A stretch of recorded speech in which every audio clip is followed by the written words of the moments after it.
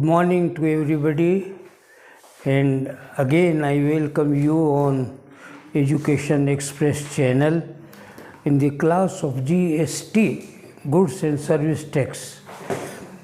And in this topic we have already started in the previous session composition levy, सम्मिश्रण उद्ग्रहण, और कल इसके बारे में बात करते हुए बताया था कि कंपोजिशन का अर्थ होता है समझौता, एक एग्रीमेंट, एक कॉन्ट्रैक्ट, किसके बीच में? व्यापारी और जीएसटी के बीच में।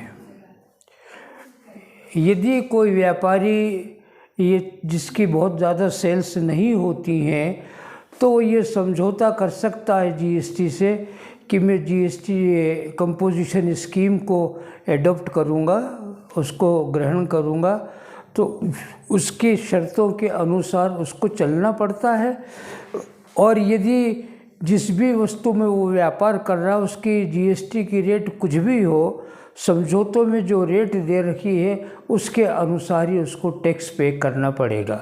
और रेट तीन ही है, एक है 1% प्लस 1%, कुल मिला के 2%, फिर है रेस्टोरेंट वगैरह के लिए 2.5 प्लस 2.5 बराबर 5%, और फिर 0.5 प्लस 0.5 बराबर 1%, 2, 5, 1, ये तीन रेट है। तो जो मैन्युफैक्चरर है उसके लिए पहली रेट है 1 और 1% CGST और SGST के। फिर जो रेस्टोरेंट वगैरह हैं उनके लिए 2.5% है, CGST का 2.5%, SGST का 2.5%, और अदर्स के लिए है आपके 0.5%, 0.5%, कुल मिला करके 1%। ये तीन रेट्स हैं। इनमें जो भी उसको लागू होती है, जिस तरह का व्यापार है उस प्रकार से उसको टैक्स पे करना पड़ेगा, चाहे उस वस्तु पे जीएसटी की रेट से अधिक हो या कम हो। यदि एग्जेम्प्टेड भी है तो ये देना पड़ेगा, नील है तब भी ये देना पड़ेगा, 5% से 10%, 20% हो तब भी यही देना पड़ेगा उसको। ये होता, ये उन व्यापारियों के लिए है नंबर 1 जिनका गत वर्ष में टोटल टर्नओवर 1.5 करोड़ रुपए, या 8 स्टेट ऐसे हैं जो कि बैकवर्ड माने गए हैं, उनमें हो तो 75 लाख रुपए। ये कल बता दिया था आपको, ध्यान रखिएगा। 1.5 करोड़ रुपए मैक्सिमम टर्नओवर होना चाहिए, उससे ज़्यादा नहीं। 1 करोड़ 51 लाख भी नहीं हो सकता, एग्जैक्ट 1 करोड़ 50 लाख रुपए तक यदि टर्नओवर होगा तो वो इस स्कीम को एडॉप्ट कर सकते हैं। या जो स्टेट बैकवर्ड है, 8 स्टेट की संख्या दे रखी, नाम है उनके, वो आपको क्वेश्चन में देगा, तो इस स्थिति में 75 लाख रुपए तक की मैक्सिमम लिमिट है। ठीक है, 75 लाख रुपए तक उनका गत वर्ष में टर्नओवर, सेल्स जिसको हम कहते हैं, वो हो सकता है, उससे अधिक नहीं। दूसरी शर्त ये है कि ये आपने देखा होगा कि ये तीन रेट हैं, CGST और SGST की। IGST का कहीं कोई नाम नहीं है। इसका सीधा सा तात्पर्य ये है कि ये उन व्यापारियों पे लागू नहीं होगा जो इंटर स्टेट सेल्स कर रहे हों, एक राज्य से दूसरे राज्य पर में माल भेज रहे हैं, उन पर ये लागू नहीं होगा। ध्यान रखिएगा इस चीज़ का, ठीक है। और इसी प्रकार से कुछ एक शर्तें और प्रावधान इसमें दे रखा है जो कि उन पे ध्यान रखिएगा कि जैसे जो RCM की रेट है उस पर टैक्स टोटल टर्नओवर में उसको शामिल नहीं किया जाएगा।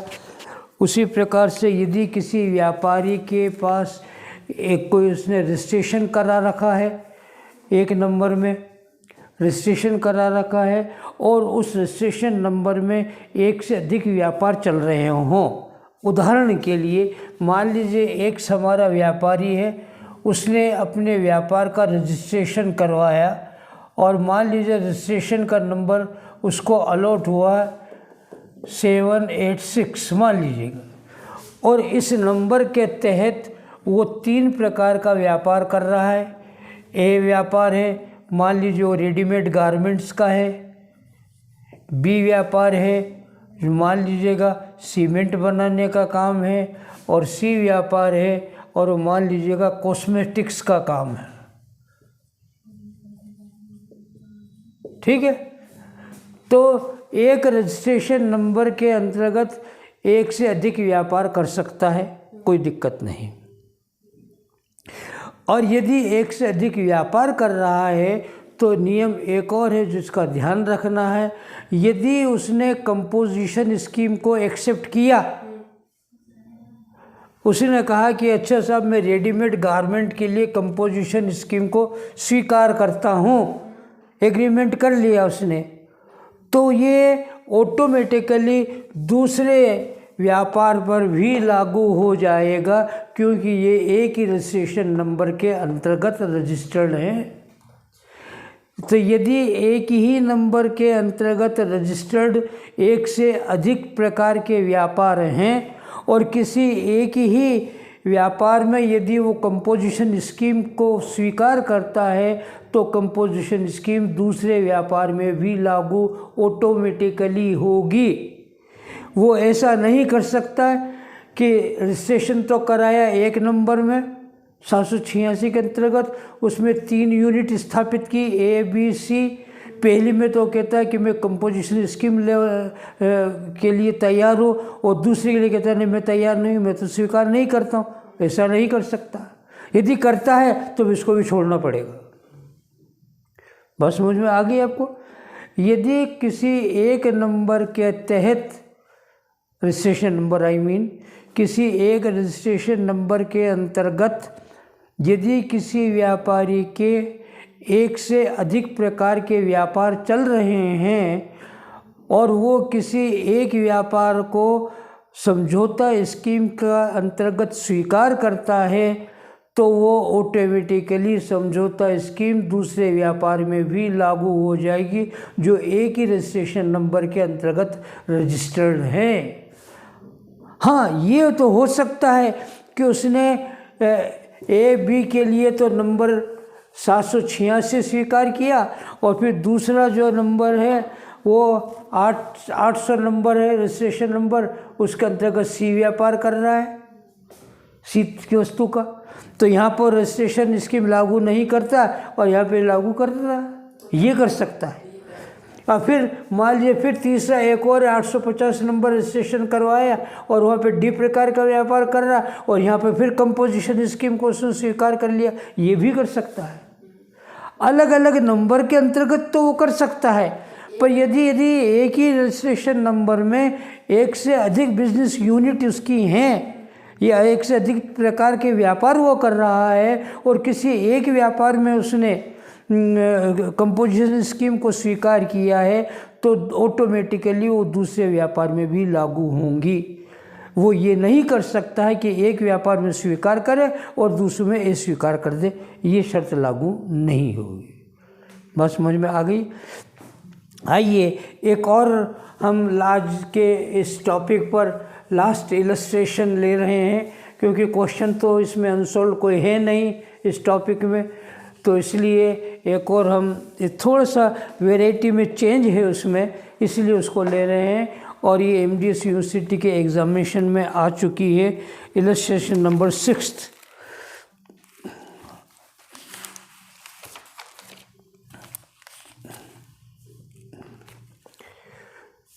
इलस्ट्रेशन 6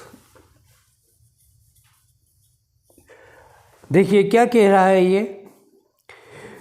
श्री एक्स एक फुटकर व्यापारी जो सामान की कोई सूची नहीं रखता है, वर्ष के लिए आपको निम्नलिखित संभावित सूचना प्रस्तुत करता है। फर्स्ट, माल का क्रय 50 लाख रुपए, जीएसटी @ 5%। फिर कहता है विक्रय करों को शामिल करके निश्चित विक्रय मूल्य पर, देखिए सभी करों को शामिल करके निश्चित विक्रय मूल्य पर 60 लाख रुपए और विक्रय पर जीएसटी की रेट है 5% की दर से। विवेचना कीजिए कि क्या उसे समझौता योजना का विकल्प अपनाना चाहिए। यदि समझौता कर आवर्त का 1% है। देखिएगा, कंपोजिशन टैक्स की रेट दे दी 1% दे रहा है ये। जीएसटी कानून के तहत आवश्यक विस्तृत वैधानिक रिकॉर्ड रखने के व्यय 1,40,000 रुपये वार्षिक है, जो समझौता योजना अपनाने पर 70,000 रुपये घट जाएंगे। अन्य व्यय 2,80,000 रुपये वार्षिक हैं। ये थोड़ा सा चेंज है राइटिंग, ठीक है। ये आपके एग्ज़ाम में भी आया हुआ है, तो इस हिसाब से ये एक स्टैंडर्ड का क्वेश्चन आपके हो सकता है। ऊपर हेडिंग हो जाएगा कैलकुलेशन ऑफ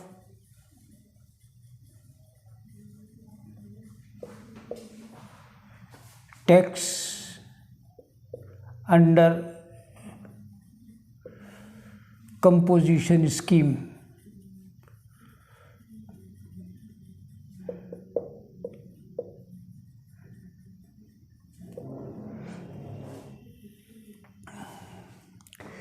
दो ऑप्शन है उसके सामने, कंपोजिशन स्कीम को स्वीकार करे अथवा नहीं करे।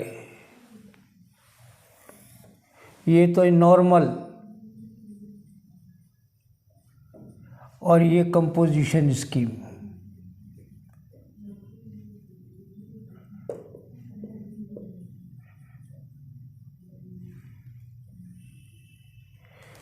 करें शुरू।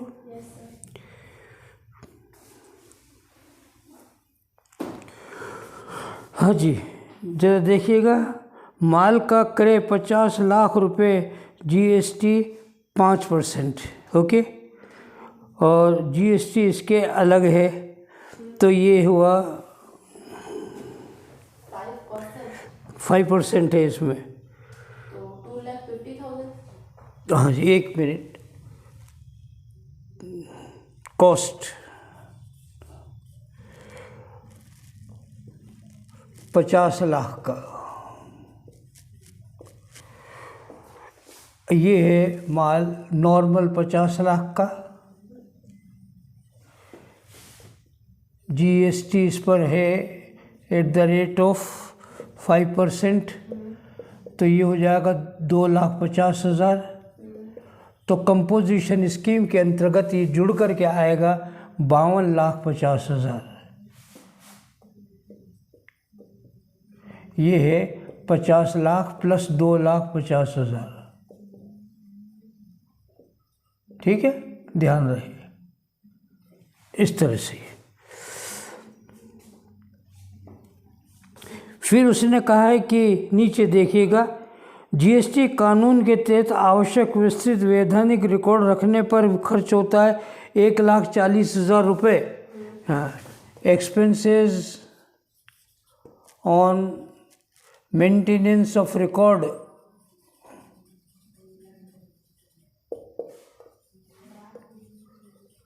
रिकॉर्ड को मेंटेनेंस करने पर कितना खर्च होता है? 1,40,000 रुपये। परंतु यदि समझौता स्कीम को अपनाता है तो देखिए क्या कहता है, जो समझौता योजना अपनाने पर 70,000 रुपये तक घट जाएंगे। तो 1,40,000 में से 70,000 घटा दीजिए,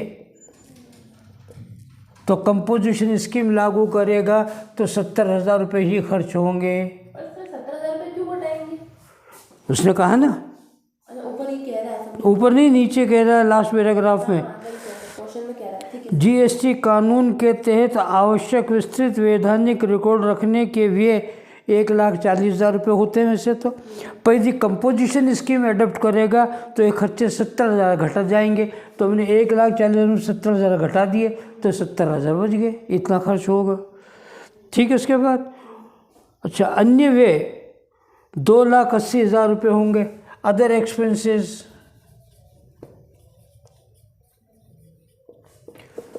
वो दोनों में एक जैसे होंगे, अन्य व्यय 2,80,000, उसके लिए कुछ भी नहीं कह रहा है।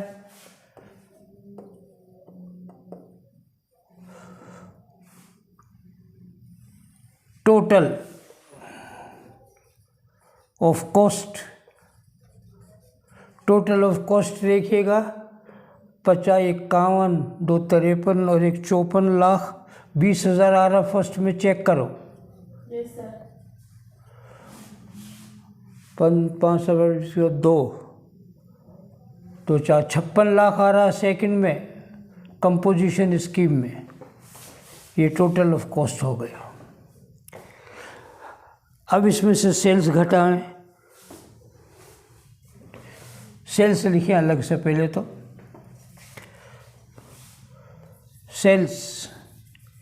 सेल्स कितना कर रहा चेक कीजिएगा।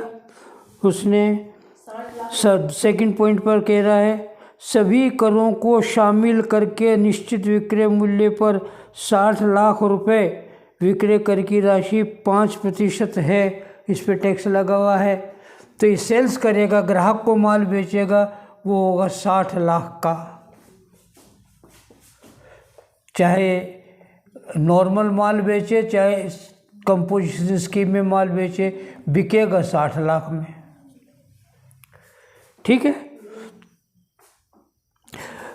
60 लाख पर जो है वो टैक्स शामिल है। चेक कीजिएगा, उसने लिखा ब्रैकेट में विक्रय पर जीएसटी की दर से 5%। सभी करों को शामिल करके, क्वेश्चन में देख लीजिएगा सेकंड पॉइंट पर, सभी कर इसमें शामिल हैं। तो सभी कर शामिल हैं तो पहले जीएसटी की रेट है 5%, तो नॉर्मल में 5%, 60 लाख इंटू 5/105 जीएसटी। सर इसमें जो है 2,85,714। अपने कितना आ रहा है? ये सर यही आ रहा है 2,85,714। 2,85,714। 2,85,714 ये आ रहा है इसका जीएसटी का। और कंपोजिशन में टैक्स कितना है? कंपोजिशन में टैक्स है दे रखा है वो आपको 1%। 1%। 60 लाख का 1% ले लो,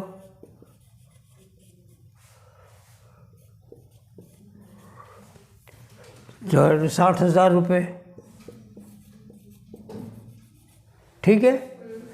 तो नॉर्मल में जो टैक्स लगा वो हुआ 2,85,714।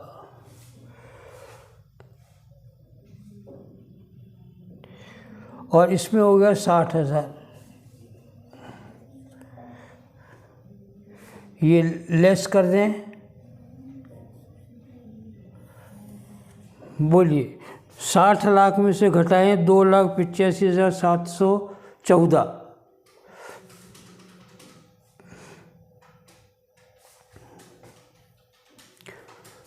सर 5,71,000। 57 लाख। हाँ सर 57,14,000। 14,286। 14,286। ओके। इसमें आ जाएगा 59,40,000।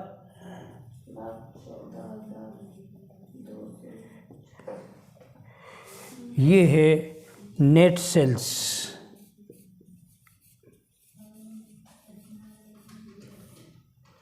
Net sales price.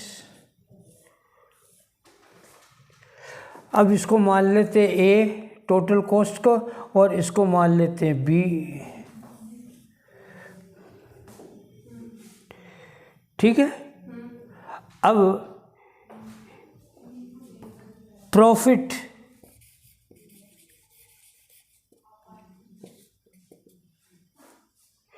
ए माइनस बी,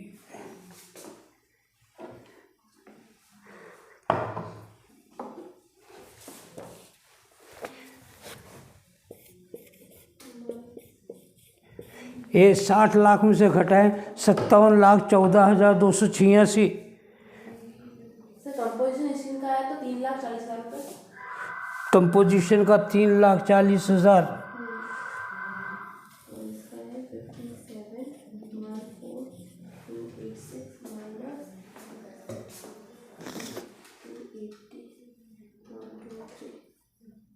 280,123।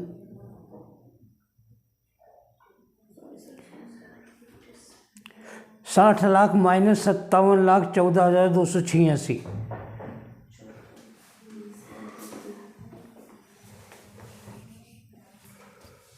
29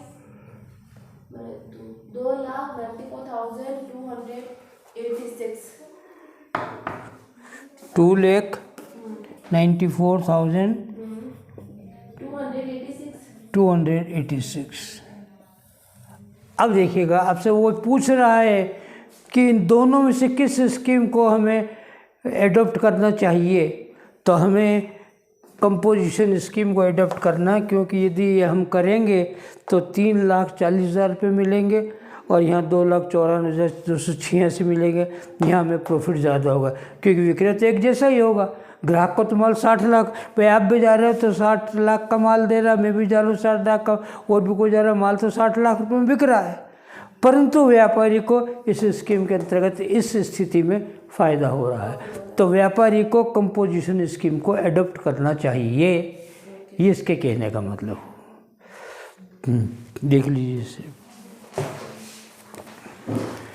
हाँ जी, ये एक दूसरी वैरायटी का प्रश्न है, और इसके साथ ये टॉपिक में तो और कोई बात है नहीं, कब समाप्त होता। अनसोल्व क्वेश्चन कोई है नहीं, ये दोनों वैरायटी थी, इसके बारे में बात कर रही है। थ्योरी की बातें जो रह जाती हैं वो हम सबसे अंत में जब प्रैक्टिकल पूरे हो जाएंगे तब थ्योरी की बात कर लेंगे, तब उसमें और बातें जो कुछ छूट गई हैं थ्योरी की वो बता दी जाएंगी, बाकी और कोई इसमें बातें नहीं रहती हैं।